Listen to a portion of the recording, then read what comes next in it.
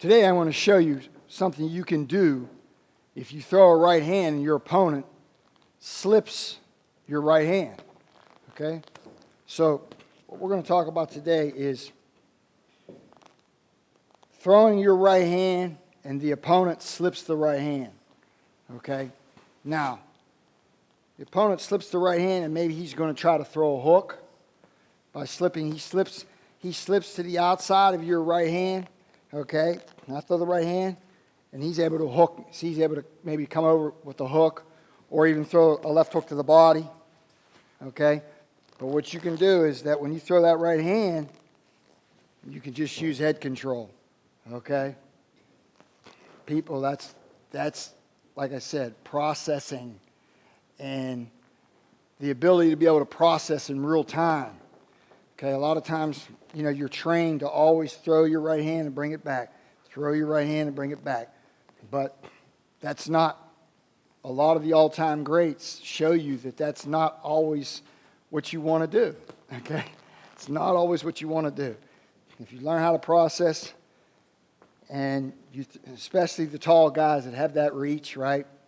And they throw that right hand and the guy's lower than them, they can just push down on their head, and that's going to stop everything, okay?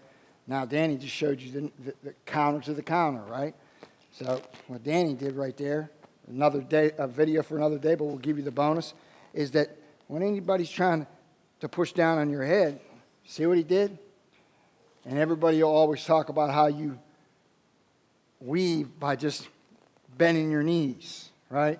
He's showing you put your head down. I can't have head control. If he tries to weave under that punch when I threw that right hand and just tried to, see, I still got it.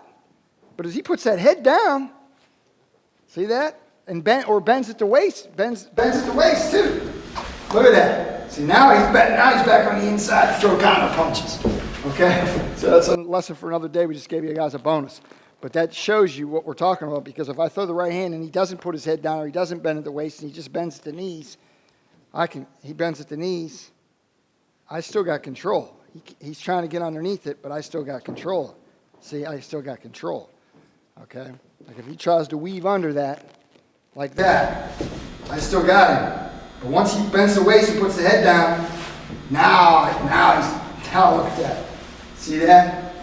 Okay? So, what we're going to talk about again is like I was saying. If a guy misses the right hand and you tries to throw the hook to the body, I can just stop him by just nudging him off like that. Just boom. That's it. He can't do it. I got head control. Okay, that's going to stop everything. If he had his hands up when he's slipping it as well, he's got really got his hands up like in that kind of stance. Now not only I can go here with the head control. What else I can do is really to jar him, and he's not going to throw the punch, is I can push down and then take the hand down and come back on hook. So in other words, I'm here, and I can rake it and shoot. I can throw the right hand, bring it down, and throw the left hook. He really got his hands really glued up to the side of his face, and I throw the right hand and he slips like that, okay? I can also, instead of going for head control, I can really jar him and pull that right hand down. Simultaneously go here and pull it down and throw the hook. I can go here, pull it down and throw the hook. Throw my right hand, pull it down and throw the hook. Okay? So that's something to take into the gym. Like I said, it's all about processing. Okay?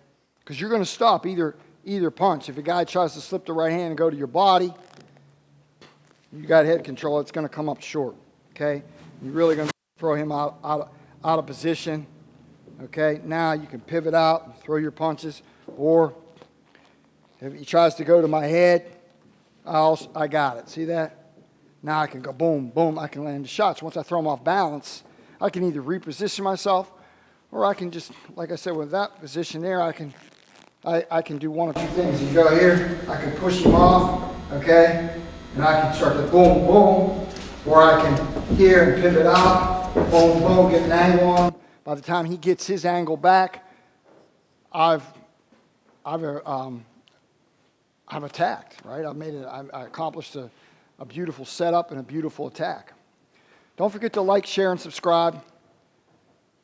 Don't forget to follow me on Instagram on Tom Yankello Boxing, and also TikTok and Facebook at Tom Yankello. Also go to the website worldclassboxinggym.com and get on the email list so you guys are up to date with everything I have coming out, and I'll see you guys next time.